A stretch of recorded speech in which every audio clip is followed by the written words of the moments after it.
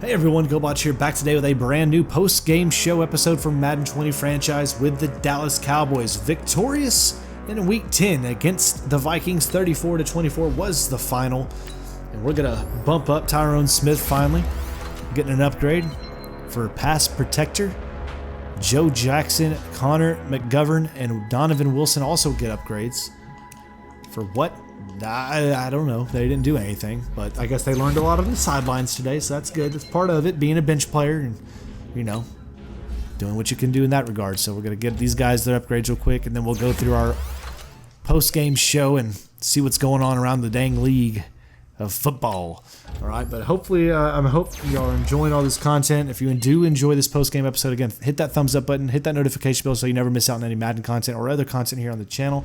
And feel free to subscribe if you haven't already done so. And as we reach closer to our new goal of 5,000 subs, y'all, and feel free to leave some comments down below. Stay kind and supportive down there as well. Some of you are borderline going on the wrong way. So 427 yards of total offense for the Cowboys, 214 on the ground, 213 in the air. So we outran than we did run. They had more first downs than we did. We had more total yards, one turnover for each squad. Let's see what else we got going down here. Time of possession, the Vikings had more time of possession by 2 minutes over us. Now let's go ahead and look at the stats. So passing was Kirk Cousins' day. He played a heck of a game. 118 passer rating, 378, one pick and 3 touchdowns. Was sacked 11 times. Again, the sack numbers are something slider-wise we're still looking into because I think they're still way too high for both teams, period. So that's something we're certainly looking into slider-wise from Matt Tins on Operation Sports that I'm using. Dak struggled in the game, but Zeke couldn't really get it all going. 20 touches, 93 yards, only 4.7 per carry, and no touchdowns today. But Dak, 10 for 88 with a touchdown, and Pollard, only 2 touches on the day, 28 yards, but one of those being the breakthrough touchdown he got as well. Dalvin Cook, 9 for 21, couldn't get any rush game going. They passed the ball a stinking ton. Receiving-wise, Stephon Diggs, 5 catches, 107 yards, and 1 touchdown. Then Hearns had 1 catch for 67 yards. Thielen, he had 6 for 67. Zeke, 2 for 66. Rudolph, 3 for 55. And Gallup had the most receptions for Dallas out there with 4. Cooper also had 4 down there. And Witten really didn't get any. We didn't get to share it as well as we normally did. Leading tackler of the day was Jalen Smith with 13. The leading sack getter was Griffin, Crawford, Lawrence, and Covington, each with 3 interceptions on the game, or not interceptions, but sacks on the game. Just ridiculous numbers. Now let's go ahead and advance forward to Week 11, getting ready to go on the road to the 2-7 Lions. So what we're going to do now is going to do a little bit more of our scouting, recruiting stuff for the draft. And one of the key areas I wanted us to focus on today was, honestly, if we can find like a late round fullback. We've already scouted some of those guys down there. But defensively, that's our main concern, and we're needing to look at backers. Okay, we need to have future. Well, I know we have Vander Esch and Jalen Smith. They're young. They're our future backs that will be here for a while. But we need to have other guys we can count on as backups in case of any catastrophic, injuries. We need to have somebody back there to be the captain of this defense. So we're looking at left outside backer for a little bit here. I'm not seeing a lot for the middle rounds. It's speaking to me, so let's go ahead and look at the middle backers. Not looking at first-round talents. We're not going to go there in the first round. We'll be looking in the middle rounds a little bit more. Let's look at some of these late-round guys as well. And so we'll keep that going forward. But right now, what we've scouted as far as all around, some of the key areas I want to face up, again, safety, defensive tackle, tight end, and then linebacker are main things. We may Joe chase another receiver down, but I don't really think we need anybody. So tight ends, these are some of the guys we're keeping eyes on, these first 3 dudes here. Left guard, also for depth, left guard and tackle. Safety, we're looking at Cindy Bender right there. Another safety, Keyshawn Matthews. So those are some of the main top guys we're thinking about for first rounds, depending on what we can get. Hopefully, they'll be available to us once we get there. Now, let's go to the contract situation. Again, Witten's still not been re-signed by us just yet. And again, I told you guys, these are all guys that are on the cusp of being cut, are not re-signed, and I'm not going to sign any of these guys until we get towards the end of the season, kind of figure out if I actually want them or not. So let's go ahead and look at the standings. The Cowboys now 8-1 are the top team in all of football. There's all 2 lost teams and above now.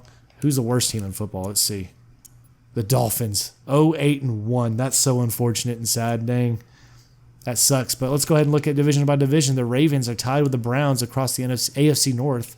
The South is led by the Texans at 6-3. The East, surprise, surprise, the Bills at 5-3-1 lead that division in a cluster of a division there. The West is still led by the Chargers now at 8-2. We're an undefeated team now. They've lost 2 games recently on a 2-game losing streak. The Chiefs are now creeping up on them. The Packers are 8-2, leading their division very easily over the Bears. The South is led by the Saints. And then you have the Buccaneers and Falcons all gearing up right there in a tight division race. And then we are still dominating the East in a crazy division here. As you see, the Eagles at 2-6-1. The Redskins and Giants all down there with 6 losses. It's just a bad division this year. The Cowboys were running that show. And then this West is just a joke. 5-4 49ers leading the way there. So that's the way the standings look there. Stat-wise, Zeke is still 28th in passing this year.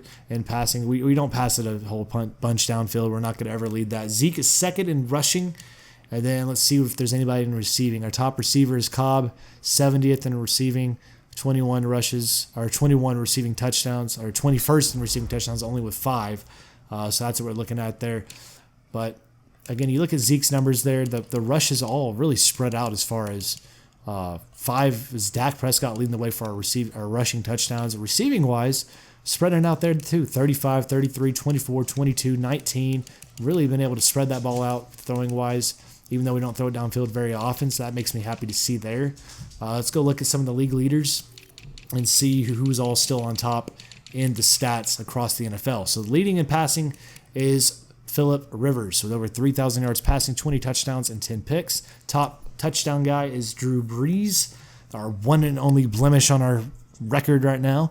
And the top pick guy is Tom Brady, 17 touchdowns and 11 picks. He's having kind of a bad year for Tom Brady standards.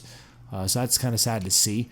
Rushing-wise, Saquon Barkley still leading the league in rushing. Zeke still follows up in second, but he has 12 rushing touchdowns this season. That's first place, followed by Lamar Miller with 10. Unbelievable year he's having there. And receiving-wise, Julio Jones, 1 measly yard short of 1,000 leading the league. And the top touchdown go-getters, Jones, Thomas, both with 9 leading the league there. So defensively, the top tackler is still Bobby Wagner and now Jalen Smith at 82 tackles apiece. Tackle for a loss leader is Derek Wolfe with 12. And the top sack man in the league is Brandon Graham with 13, followed by J.J. Watt and Calais Campbell right there. So the top pick dude, anybody with more? 5 picks from Jalen Ramsey now leading the league in picks. And anybody have more than 1 touchdown? Yes, Byron Jones with that pick 6 he got now leads the league in touchdowns from a defensive standpoint. So that's the way that's all shaping up right now.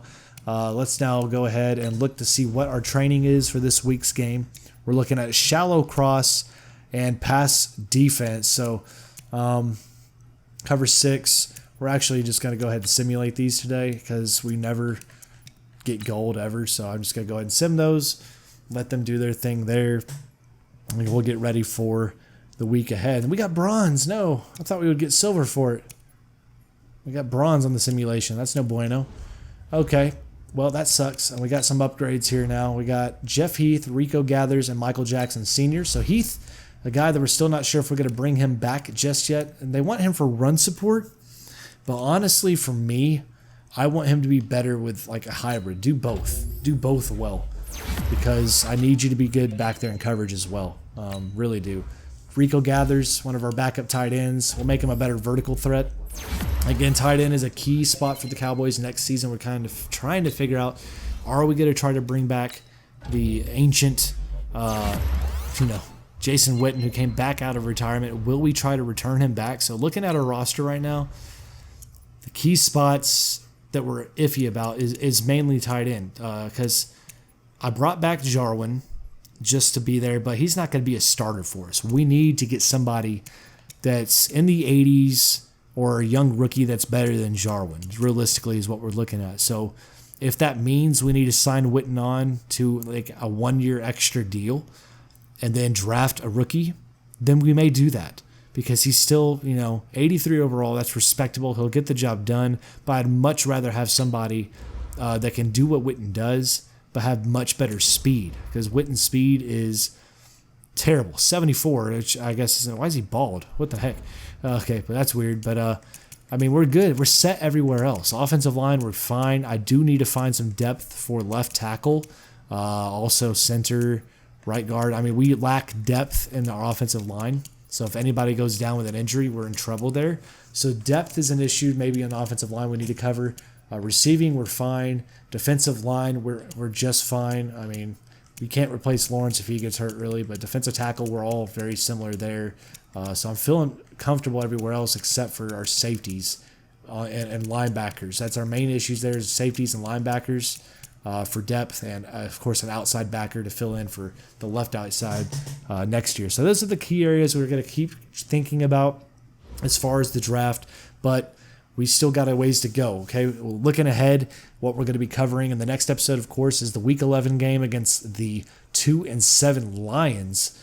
We'll be getting ready for them to see what they can offer, and hopefully we can have another fairly easy game and win this one maybe a bit better and control the game a little bit better. Then we go to New England and get ready for the Pats, and I already know that's going to be a game that's going to test me. And then we go back home, get ready to face Cole Beasley, Week 13 against the Bills, on the road to Chicago at Soldier Field against the Bears, and then back home in Week 15 for the Rams. So that's our immediate schedule coming up before we have Week 16 and 17. If we get to Week 16 and 17 and there's no records to be broken and no home field advantage to worry about, we will sit starters and let backups get their heyday. But until then, we gotta get to that point. Okay, just think about it. If we go on a losing tear here, something bad happens and we lose like 2 of our next 3, we're looking at a 9-3 record, and now our home field advantage is in jeopardy. Division, no. Division, we're gonna be fine. We know that.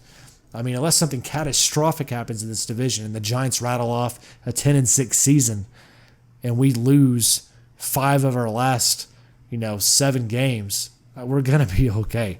But the division I'm not worried about. It's the home field advantage throughout the playoffs that I'm really concerned about, that we need to be able to do. So that's what we're all thinking about. But stay tuned for the next episode here for Madden 20, y'all. Thank y'all again for stopping by. If you enjoyed the video, leave a thumbs up, comment down below, hit that notification bell so you know when I go live, and feel free to subscribe. But thanks so much for stopping by the post-game show today for Madden 20. Y'all have an outstanding day, and I'll see you back here in the next video. Y'all take it easy.